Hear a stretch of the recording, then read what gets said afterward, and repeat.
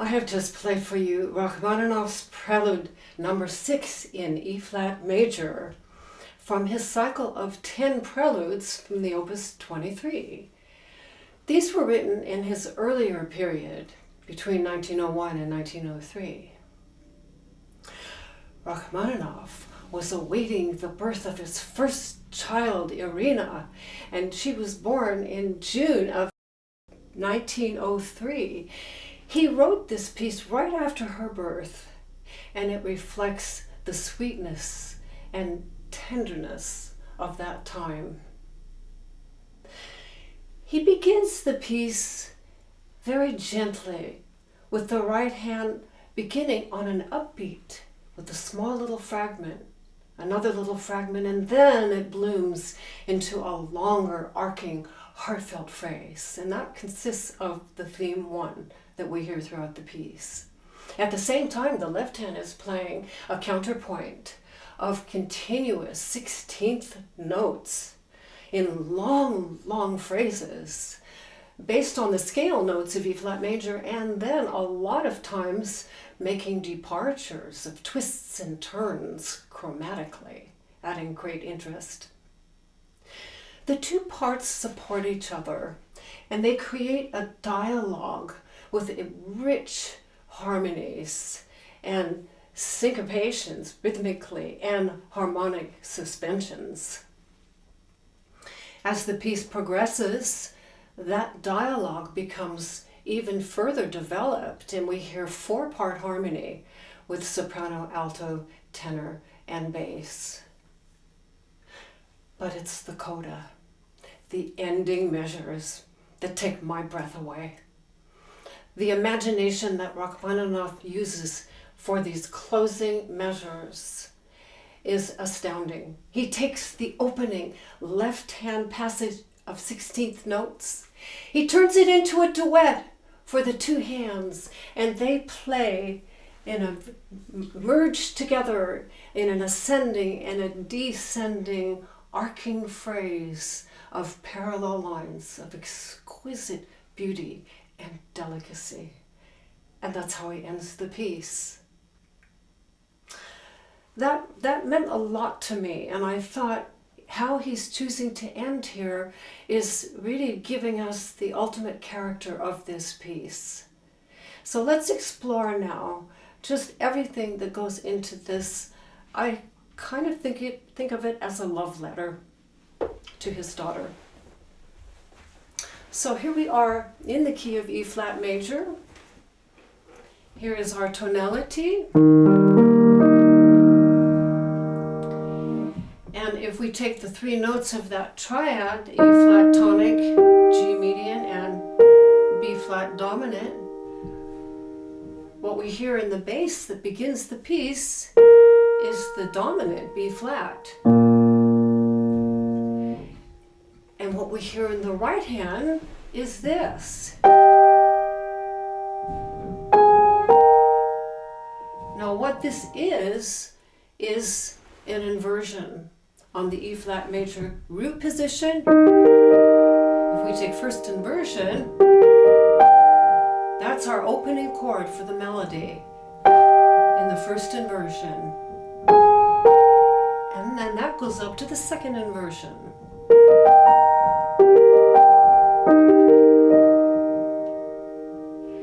I'm going to play now the opening 4 measures of the right hand as written, and listen now for the rhythmic motive which begins on the upbeat. 1, 2, 3, and 4, and 1, 2, 3, and 4, and 1, and 2. And that lift gives it that little breathless quality, to take a little breath right before you start. 3 and 4 and 1. It's asking a question. Then he repeats it and fills in. And then he goes on with that long phrase that blooms.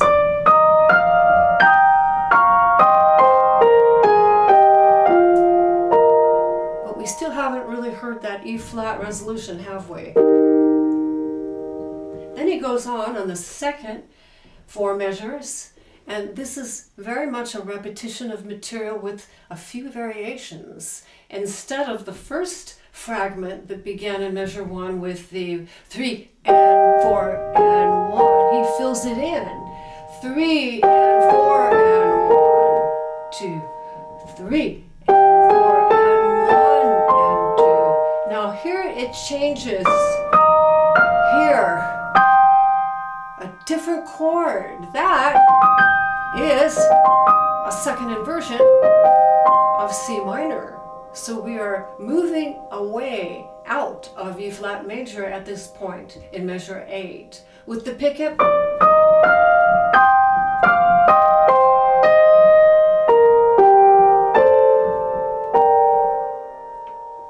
and we've ended on another inversion. First inversion of G minor. He's loving the use of inversions. We can break this melody down, interestingly, into 2 components. What we would sing is a melody that we hear, and it's actually doubled. I can play this as octaves, and this is what's in the music.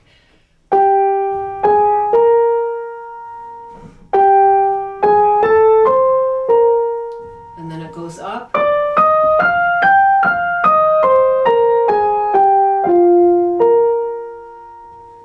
But what's in between the octave is where all the interest happens. And Rachmaninoff has taken great care in delineating this additional part within the octaves of the melody. And I'm going to come in close on my music here and show you this opening material that I just played. This is the opening fragment. And notice, here's our rest for the 3rd beat. 3 and 4 and 1, 2. 3 and 4 and 1 and 2. 3. Inside here is another note. This E flat dotted quarter note has to hold all the way through, and then 2 notes here, the E flat and the G, the 3rd, are going to play. That's another part. That's an additional harmony. And so if I were to play just that middle line of that E flat, this will hold the music, and you can just kind of watch with your eyes as I go through. And then this one. And then it goes to this B flat. And then here, instead of this octave, we have this and this.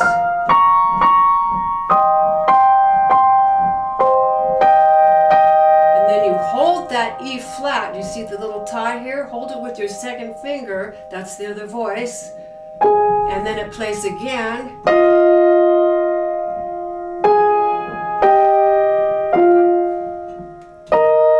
Now I'm exaggerating. But when we go on to the next phrase, it becomes even more beautiful because of the modulation to the C minor. I'm trying to bring these inner voices out a little bit more, and the reason for this is these are not blocked, homogenized chords. They are a parallel line of melody and octaves and an inner line of supporting harmonies. That's a complete different thing, and we need to bring those out. And he's saving a lot of harmonic changes and interest when we bring those out. So starting here in measure 5, with the upbeat.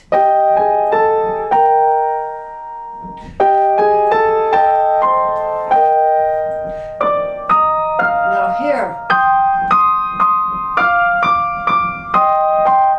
Now hold on to that 2. Now it changes here with a dotted quarter note, E flat.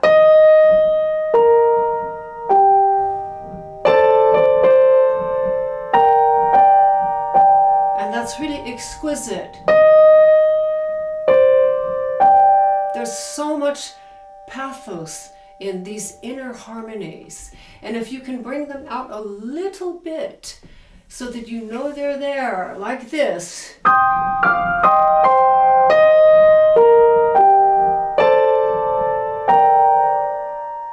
And going on, same idea.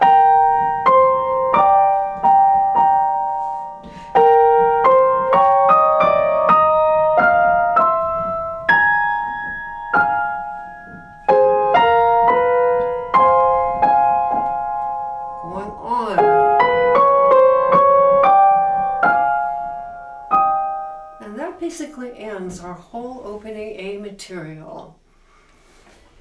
I'm going to show you actually what I'm looking at right now. This is my working copy of this piece, and you see a lot of marks, a lot of colors. I made this by taking public domain music and re-engraving every single note so I could put it on this new layout format that I invented on the 11-inch by 17-inch wide horizontal format. And that allows me to get the complete long 4-measure phrase all on one line. The repetition here, all on one line, and the modulation to G minor, all on one line. There are 3 pages of this, and after I make that, I take those 3 pages and put them on the vertical format for the satellite view. And this is 2 portrait view boards. Here is your entire piece. There is so much power in seeing the piece like this. It's actually built in 2 halves, the piece. 22 measures for the first part and 22 measures for the second part. This is exactly split in half. There's actually a 23rd measure at the very end for the closing chord, but the material is really over by then. But the exciting part, which I get asked all the time from you, and I agree with you, this color structural analysis. This is the PDF that says everything about the piece and shows us in a glance. And I'm going to just go through very briefly here the entire piece first to show that it is an ABA form piece with coda, but the A takes up most of the piece. That E flat major, here is our opening theme, our upbeat, first ending going here, repetition, and second ending with the C minor.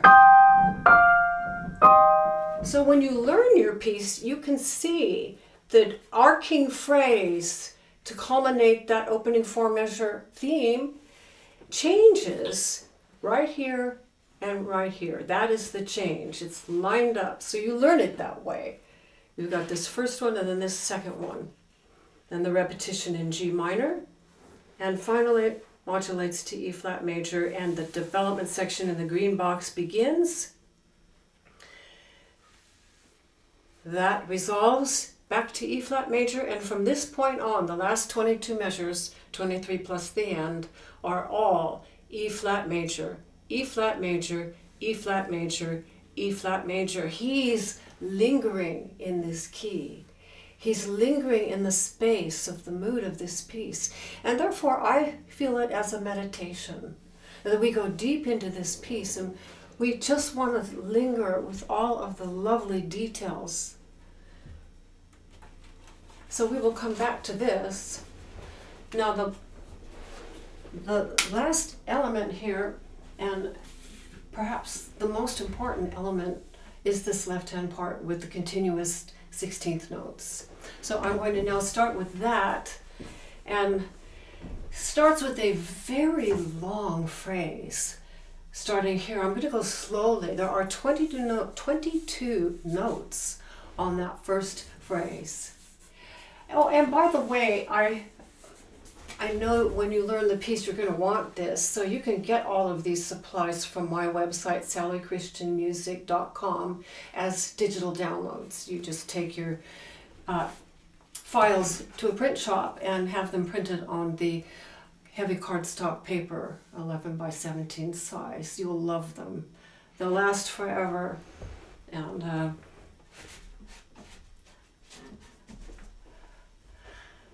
they're a very unique thing. So going now to this left hand, it starts, now that's a hard passage. I make it look easy, but it took me months and months of work to get this. And the whole passage, and a new phrase starts on that dominant B flat and goes down, down, down. And there we have our E flat tonic for the first time, and it comes back up. And a new harmony. That D flat is not in the key of E flat major. And this is the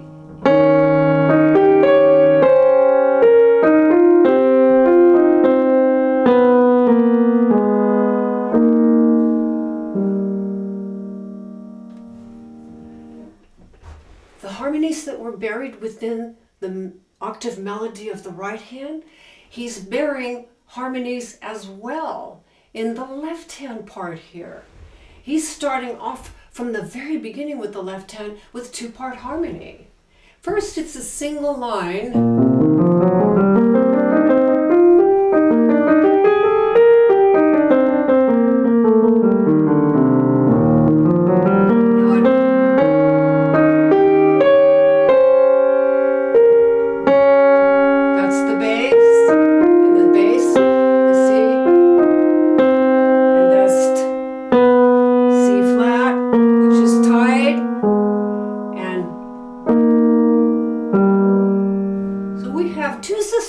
In here. The chord is really, but it starts and resolves after the beat, and then the chord is this, but he starts with a, but that's tied. You see, he's delaying the obvious.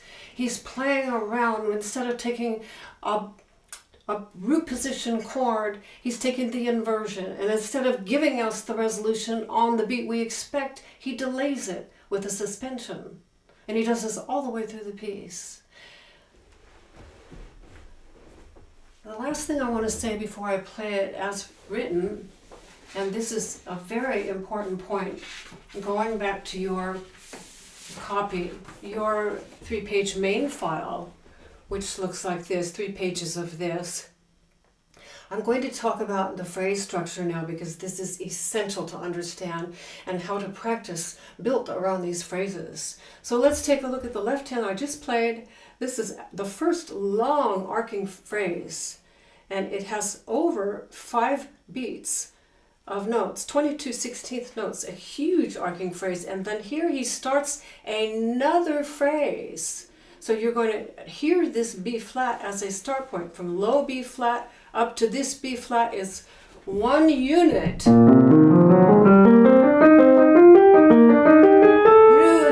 it starts on its way down as a new phrase. Comes up with a shorter phrase, 2-beat phrase, a shorter 2-beat phrase, and then a 1-beat and a little less than just 3 little notes and your resolution. And look what happens to the right hand. It's exactly the opposite. He starts with the little phrase here of 3 notes and then fills it in so we have 5 notes, so a little longer. And then he takes 12 notes in the right hand and it sweeps all the way up to the top and all the way back to here. So that's ingenious. It's a choreography of phrasing.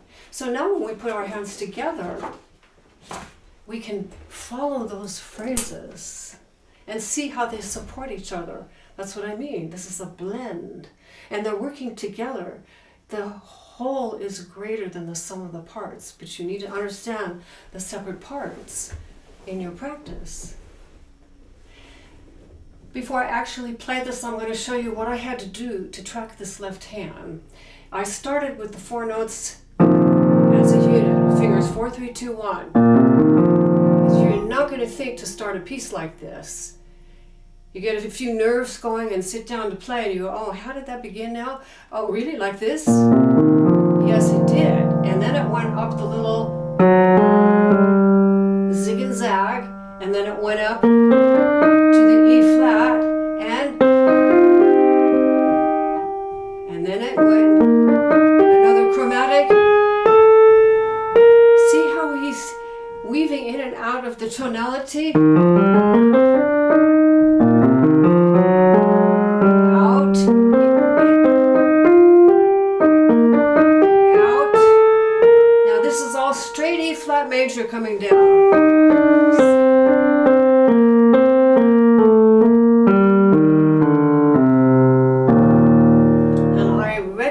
Pulsing in groups of 4 like that, because anytime you have such a long passage like this, it's hard to track that many notes.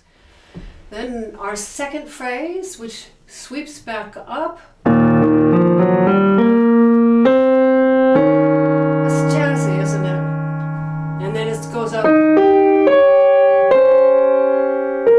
That's a stunning counterpoint for these.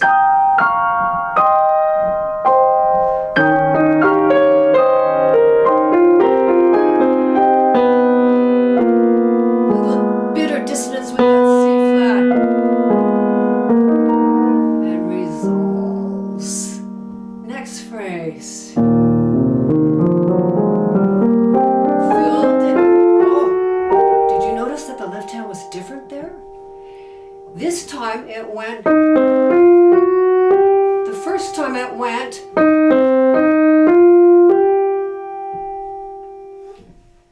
and he's going to use those 2 different ways 2 more times in the piece. Very interesting how he gives us that final one of the F natural, F sharp, and G. He saves it for the end of the piece, but it's there. Suspension. And now my touch. I'm going to talk about the touch on this piece. I found to get a really beautiful sound that I had to have extremely light fingers. I call them bye-bye fingers. They just sort of rock and float from the knuckles, loose and free like that. But the tips have the pressure. So when I want to bring out my hidden harmonies within the octave line, I've got to really push hard on the fingertips. So I have 2 different touches going on at the same time in each hand, depending on what I want to bring out. But I generally float on the keys here, and everything is pianissimo. It's hard to have this not sound heavy-handed, and it's awkward. So there's a lot of technique that goes into playing this.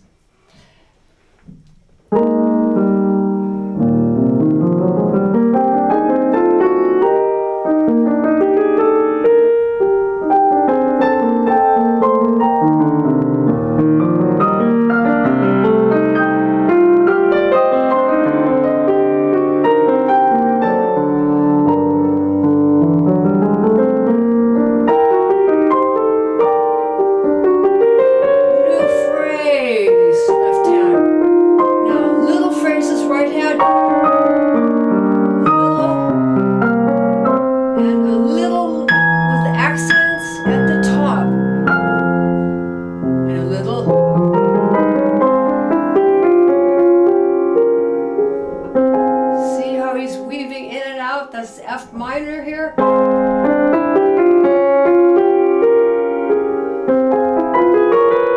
New phrase. That's measure 14. This technically now has brought us right back to home with our, and that is now an official E flat major arrival in the bass, and E flat octaves in the right hand. The first time we say yes for sure this is E flat major. And now we go on to the development section that starts right on page 2 here. And I'm going to take the left hand alone and play what are two measures of sweeping phrases. And I'll show on this back to our CSA. We're right here in the development section here in the green box. There's not a lot of it. With this measure, we have 1, 2 measures here and 1, 2 measures here, and then 5. That's all the development section. The phrasings on this become exceedingly important in the left hand. And if we can come in close and see that at this measure 14 right here, the development section begins, but it's not an obvious change in material. It's actually unfolding from all of what we just had here with this melodic idea being developed and extended, and it continues to be developed and extended all the way through the development section. The left hand starts on the downbeat E flat in measure 14 and sweeps up with the suspension in the middle, cascades down, and then doesn't start the next phrase until the end of 1 on this C, B flat, and then A flat starts on the first beat and sweeps up a long arcing phrase with a suspension at the top, and then on the second eighth starts the bass note F, E flat, D, and then D flat, C, F, F, B flat, E flat. And that's your harmonic structure for the bass notes of this whole development section. So now I'm going to play this left hand alone. And these are very important because the phrases are built around those bass note pitches that I just sang. Now I'm going to play this as written, just the left hand, and bring out this, again, these beautiful sweeping lines. We have a real long arc for measure 14.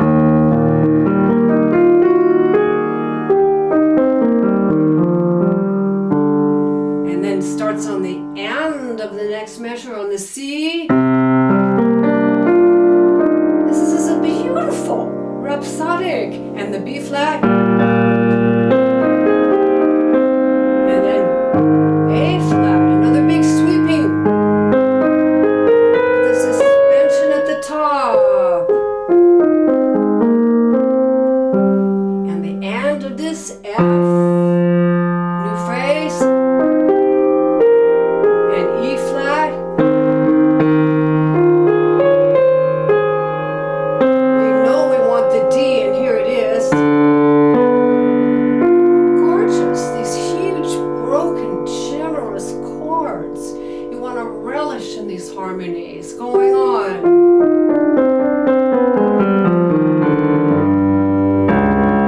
Down to this beautiful D flat. Now this has 2 stems. All of the notes he wants really brought out. See how he has a downward stem here and an upward stem? The note on the first beat, the downbeat here, D flat, is a quarter note and has to be brought out and held. It's so important for the progression he's building up here. And then the same note is part of the 16th note passage. So everything I've circled in green, these bass notes, which is on your CSA, that is how the phrases begin. That's what he wants brought out. So we're down on this low D flat, and it's going to make this jumping way up. That's a gorgeous. It's a marvel what he's creating. With each one of these phrases is a marvel harmonically. Here's the C. Goes up almost 2 octaves in a triplet.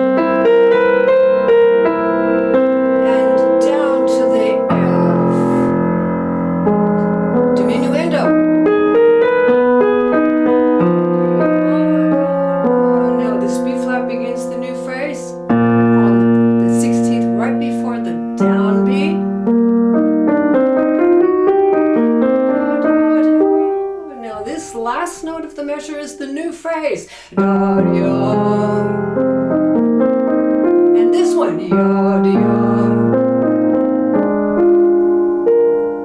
has to, and it does. And that's officially the midway of the piece right there. So how I just demonstrated is how you should practice. You need to know this left hand alone and absolutely embrace every one of these harmonies, know they're coming, be able to sing them, and enjoy them. Okay, so now what goes over it is more of the sighing melodic idea, always beginning on the and.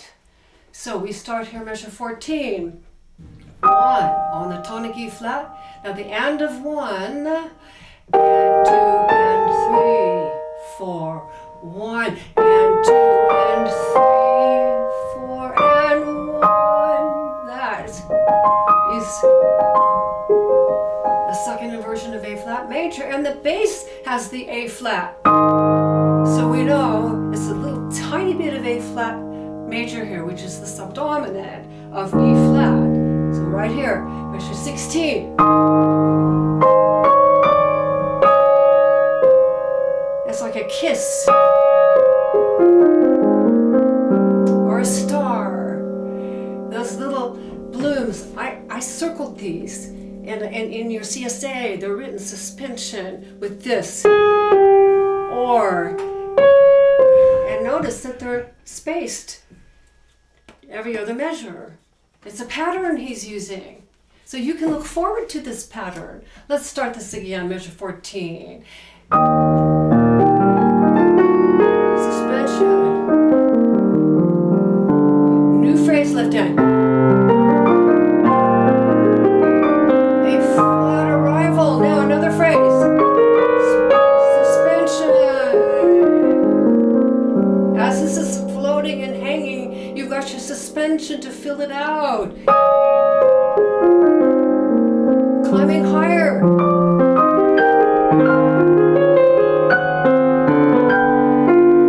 And now we begin going in contrary motion now. This fabulous build up here.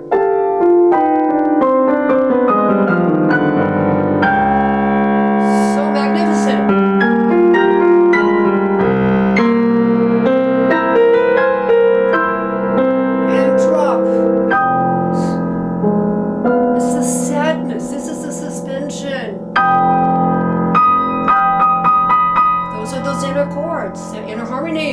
They're written right there. Look, half notes, C flat and E flat, they sustain for 2 full beats. And the octaves play around them, bring them out, relish them.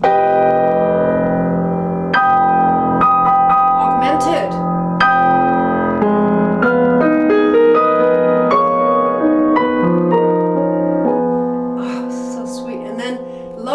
Back to E flat.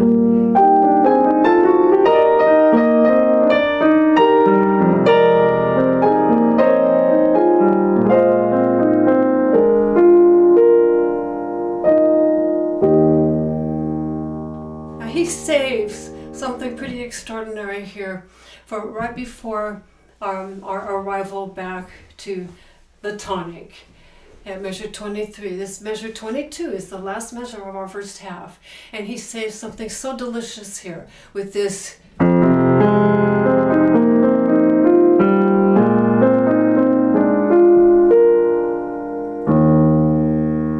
that is a 2-5-1 cadence. The previous cadence where the chords went so huge, I forgot to mention, and I need to mention, a very important point there. I'm going to back up at measure 18. This D flat, this key. And accents are on the bottom note, the thumb. He wants the lower note of the chord brought out here.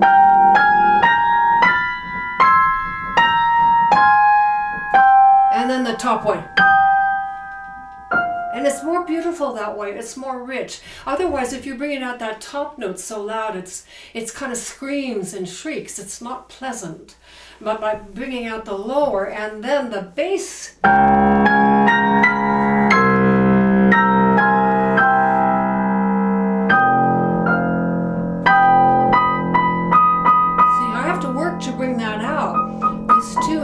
have to really press on that.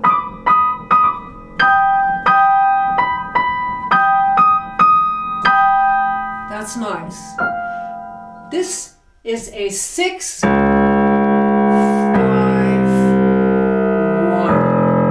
And why is that important? Because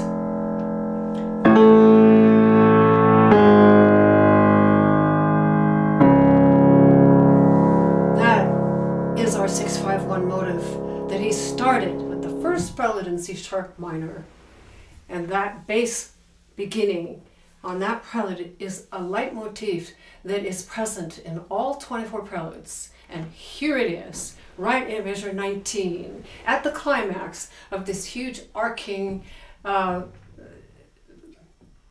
chords, full chords. Oh, and this is interesting too. These are all the details when I learn a piece. And why this is so good for our brains? Because if you're trying to pack in all of this material exactly like he wrote it and to understand it intellectually and have it in your memory bank, guess what you're doing? You're strengthening your brain pathways. They're getting stronger and stronger. Every day you do this, you are strengthening your brain. And studies have shown this is the greatest antidote to decline, physically and mentally, is to challenge yourself mentally. So this is good for your health too. This is mind, body, spirit. This is sustenance for your emotions and your spirit, your body, your mind, your well-being, everything. It's everything. So anyway, what I'm going to show you now with these chords, and I put little tiny pencil marks here, 4, 3, 4, 3, 4, 4, 4, 4. And what does that mean? What that means is this chord has 4 notes, this chord has 3, this has 4, this has 3, these all have 4. And that makes a difference because I'm not going to mess up when I get to this important climax here. I'm going to know these called 4 notes, 3 notes, 4 notes, 3 notes, 4, 4, 4, 4, and then the drop. So I really want to hear that E flat. And this and the E flat. Now here it comes. I'm going on with the point I was going to make of the closing cadence. This inner voice here is the E flat. Watch this music here. See the little dash in pink? I put that, and then the D is the inner note, and the D. Oh, gorgeous. There's a suspension. Now this one I really can't reach. Ah, I got it. That's a hard one. Bring out that C. And then the inner ones here.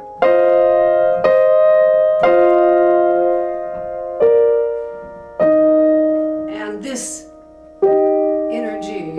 Isn't that beautiful? It changes it so much when you can slightly delineate the hidden harmonies that he's painstakingly written.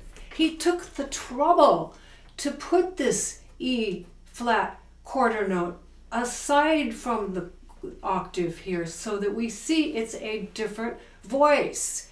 This one, that one, that one, that one. You want to watch for these things. Okay, I got to play this whole section as written now. And when you sit down to practice, say you only have 20 minutes to practice, what's so great is, about the chart, but also just in general, it's better sometimes to practice just a little part of the piece, but really practice it well, really get something accomplished, rather than to spread yourself superficially over the whole piece for 20 minutes and you leave and you go, well, that wasn't really helpful. I didn't really get anything from that. But just take this development section of these 9 measures and just work on that. And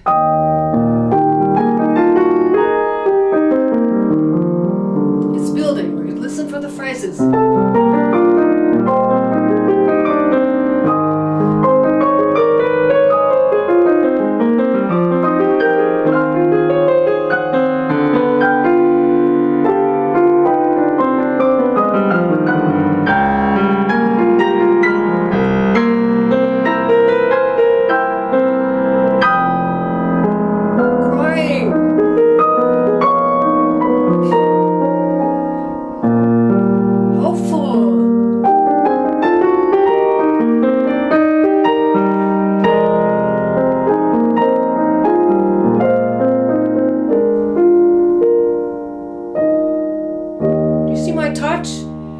I'm pinpointing the notes. I have total control.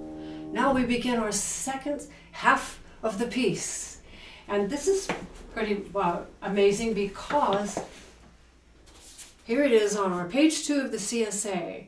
And let's look at what notes I've put on here. Back to E flat major. We're built on the opening theme, but this time it's a single undoubled line that begins in the middle register. We don't have the octaves anymore. We have a single melodic line. But now we get an alto counterpoint, and now this is what I'm saying. As the piece develops, we start to get the 4-part harmony, and in here now we're getting a marvelous alto line, which I circled in blue with the downward stems. And then same thing happens down in here, and then we have a dialogue for tenor and bass down in here, which we will get to. So now we're working really a lot on the dialogues. So we're starting here. The left hand in measure 23, which is our recapitulation, right here. Start your practicing right there. Now my left hand begins just like measure 1. Except the fingering now, because we're down here, is 2-1-2, as opposed to 4-3-2-1. The notes are the same until, instead of going on like that, he does, and comes down. And watch. Way down. Beautiful 12th.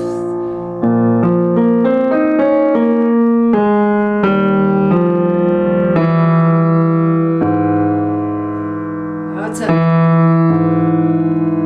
Quite dissonant. It resolves there.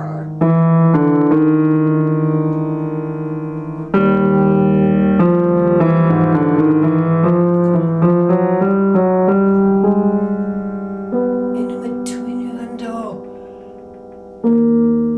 This chromatic passage here. And your bass is holding.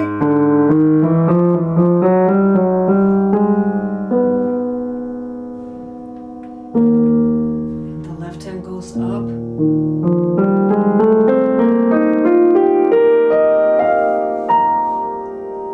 Nobody hears that.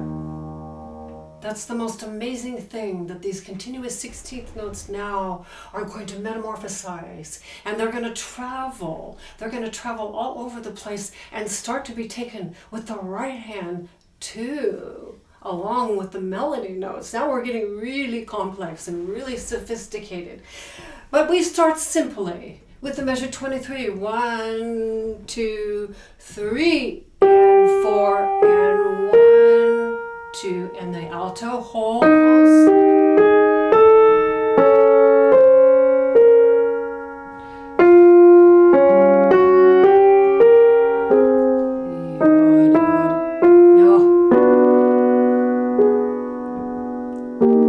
Isn't that gorgeous? That's 2 parts. The soprano is pretty simple.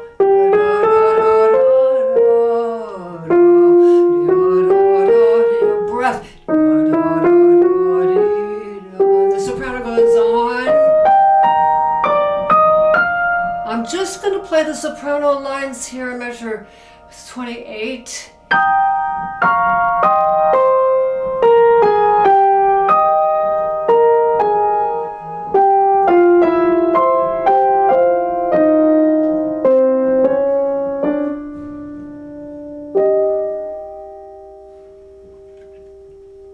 Now the alto line, E flat, held, down to the D flat. Now this 4, you have to substitute to the 5 so you don't run out of fingers, because you gotta go get that. Substitute. I have to sustain the lower note. See? Now to the C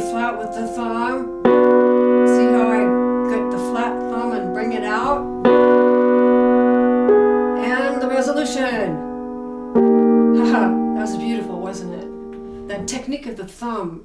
We lots of times we'll play right at this part of the finger. Amazing to negotiate all of these things. And this left hand part now.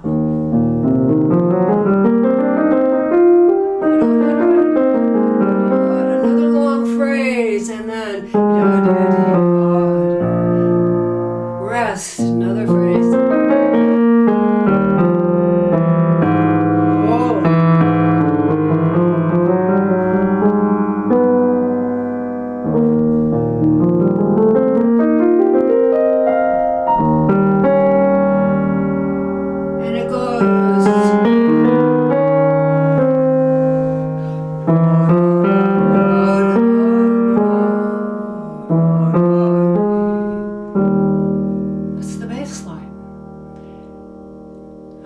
Saving the best for the last.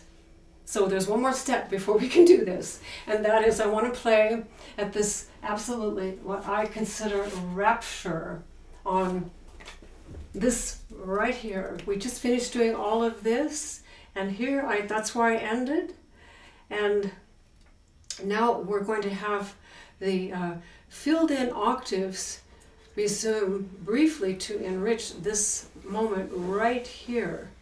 This is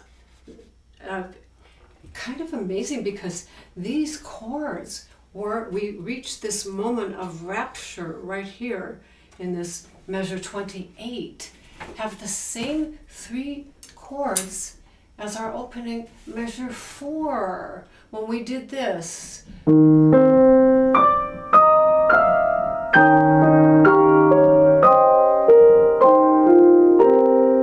They're here.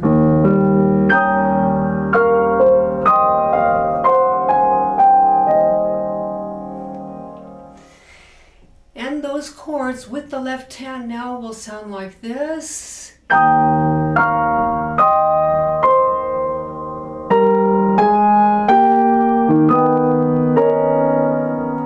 Isn't that beautiful?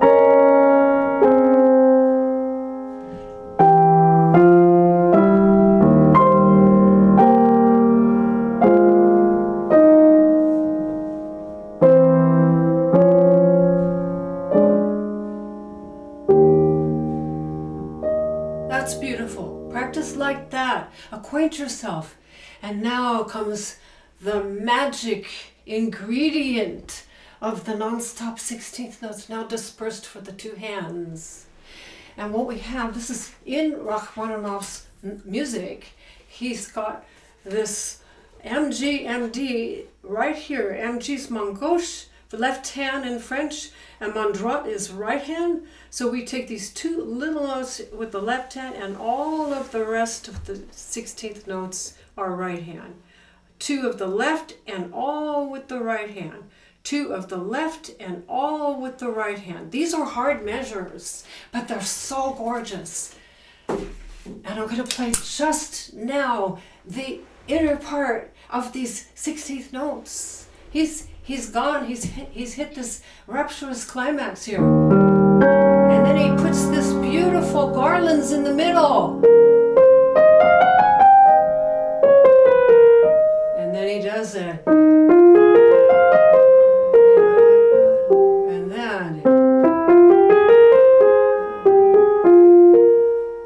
Now, most people don't know that's in there. And when you go to put now as written, it's very hard to play this. It's very hard to bring it out. I'm going to now play everything as written, and I'm going to intentionally play it slowly and bring out that part I just isolated, because that's the magic of this section. Here we are, measure 27, and this is how you should practice.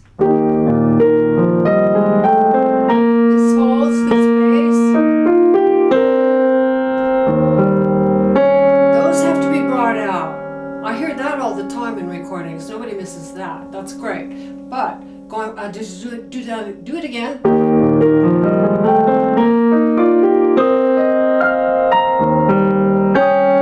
Now here come the 16th notes in the middle. Left hand.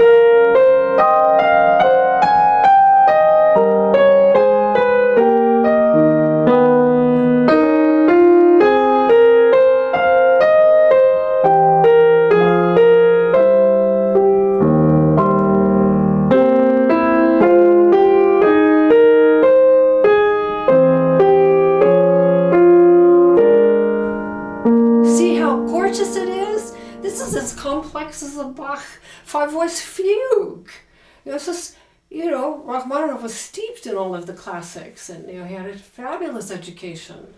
And so he puts, this extraordinary type of counterpoint and imagination with the modern language of the late Romanticism.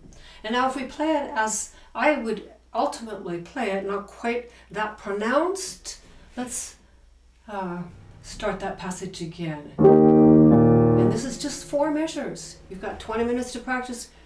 Do these 4 measures. Slowly, a little faster. Split out the parts and then put it together. These are the steps. They work. There's an inversion, isn't it? The second inversion. Right there.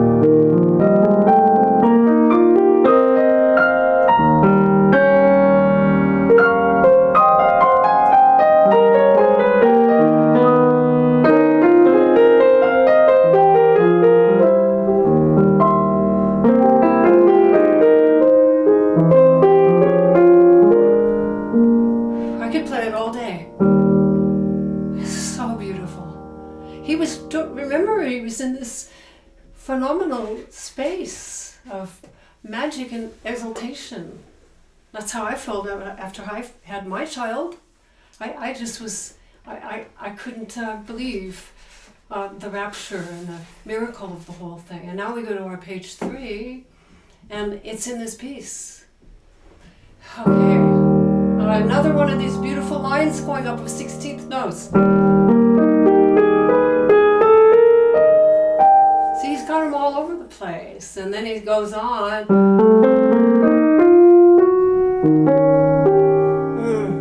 And this is beautiful. We get now these syncopations. We get the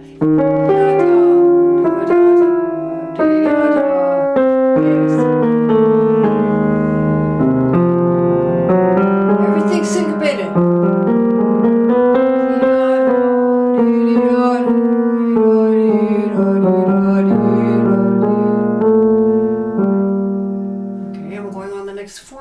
Here. That was the left hand. The right hand goes. Now here's the 2-part harmony. Here's the alto and the soprano on the and. Soprano. Alto. Soprano.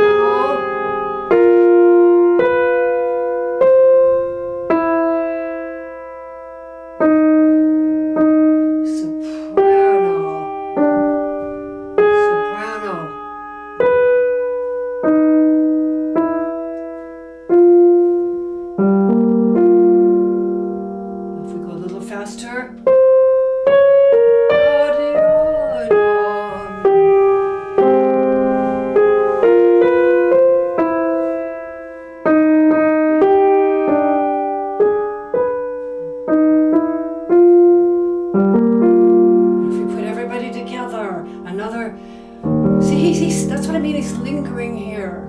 He's in this bubble of intoxication. He's probably got lots of hormones going on too. When men and women deliver their child, they're both flooded with hormones. It's part of the survival thing for the species, that we fall in love with our infants, so we take good care of them. So he had his share of chemicals and due to the well-being.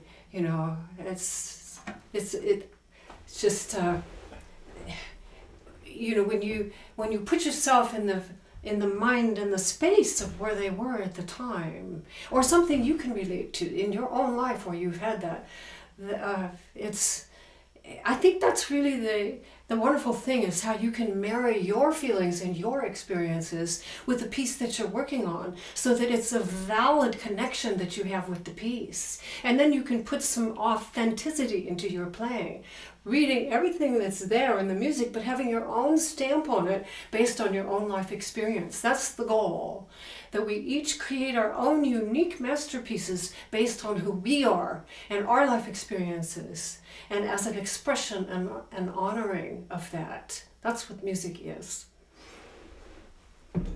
As written.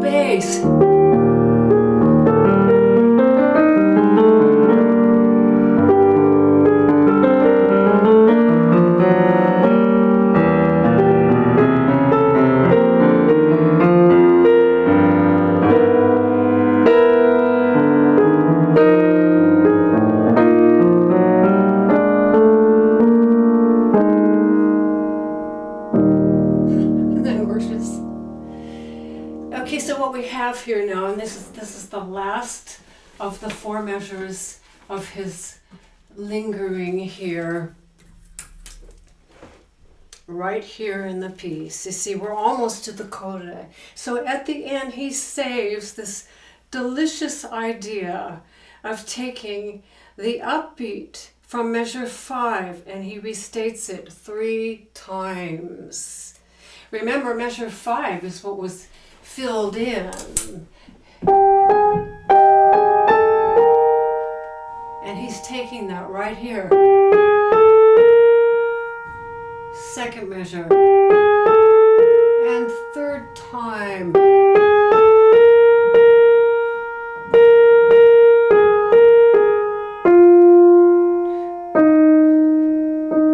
He's saying goodbye. He's hearkening back to the beginning. And we have the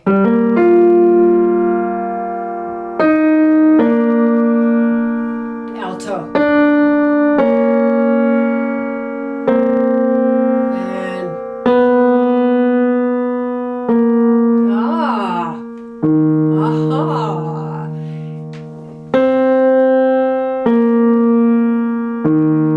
Which he does in Prelude 13, and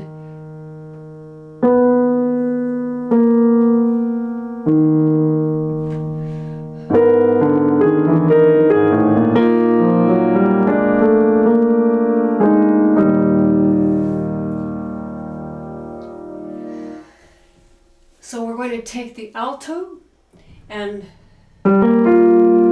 soprano together,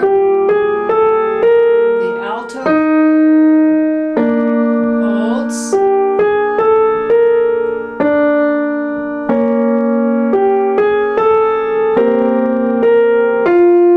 and the C flat half note, and this B flat half note resolves to a lot of things to bring out here. As written, I'm going to play the left hand alone.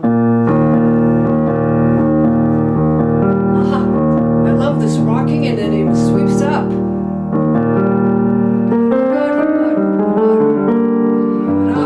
Flights of fancy.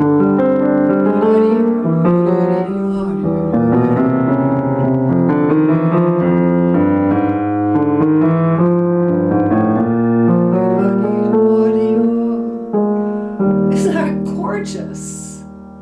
As written.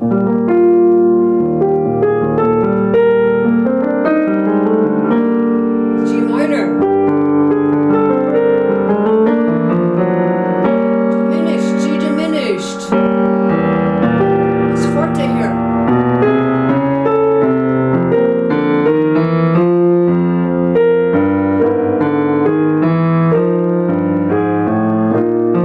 Then the last chromatic ascent in the tenor.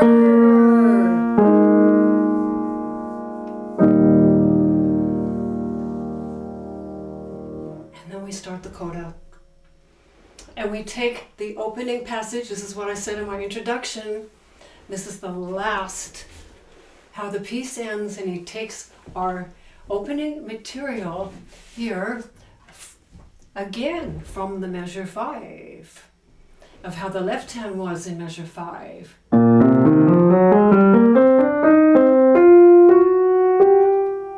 And he keeps going. Let's do that again.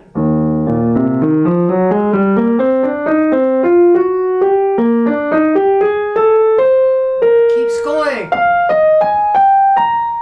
And a new phrase.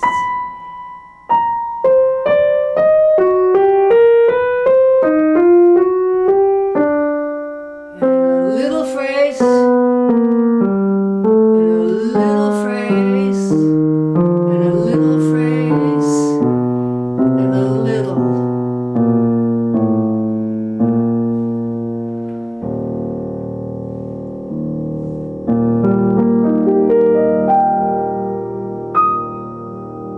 That's a long and complicated passage, and the fingerings, I spent 2 years working out fingerings on these 4 measures. It was so complex. When you have these many 16th notes in a row, it's hard to track. Now this is what the right hand does.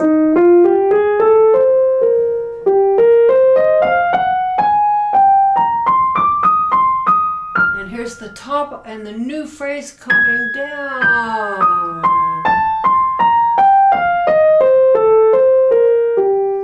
And then it has the phrases on the beats.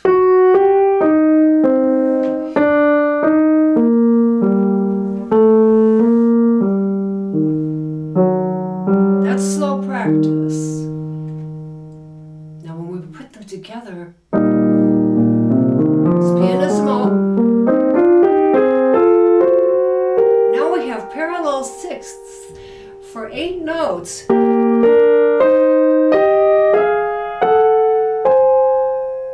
That's just exquisite. And then they diverge. There's a sixth. And here's a sixth. Fourth. Fifth. Fifth.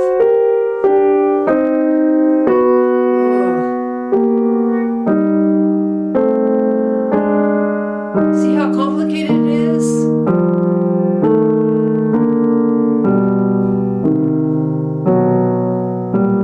And it gets slower and retard, and now it's written. I'm going to be little bye-bye fingers and make these like sparkling stars.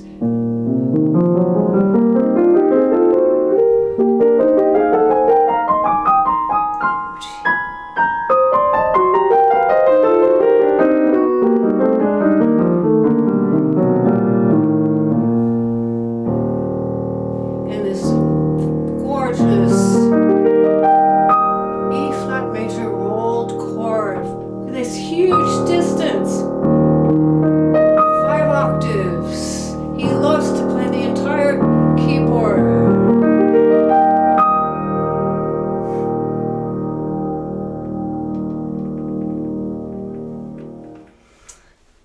So I hope this lesson has been helpful for you.